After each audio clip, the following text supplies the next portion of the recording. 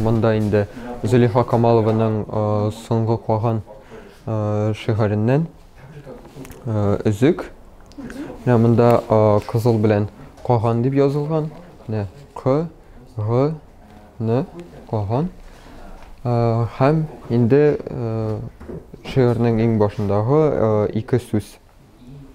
Менә ялгызым.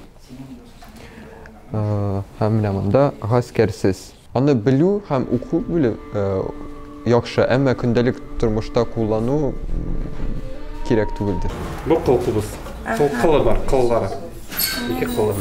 Анда авырмы нерде?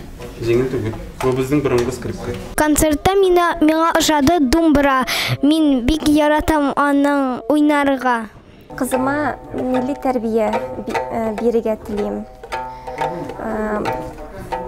Татар халкының нинди элеккеге тарихы, мәдәнияте, көйләре, шуның белән таныштырырга телим. Мин бит үзем белмим бу турыда.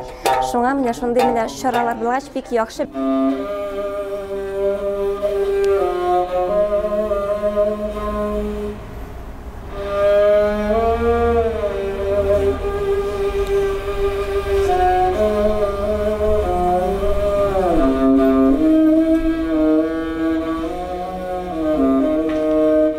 Менә бу татарга кирәк дип аңлатырга кирәк. Менә бу сезгә кирәк, бу сезнең культура дип аңлатырга, мәдәният, бу сезнең тарих дип аңлатсак кына, ито әле аларга өйрәнергә бармаячаклар. Потому что безнең айрылган дини кешеләр бер, гармон культурасында үскән, совет чорында үскән кешеләр бер, энтузиастлар әз генә. Вот хәзерге менә бүген килгән кешеләр энтузиастлар, алар бар инде. Алар күп түгел.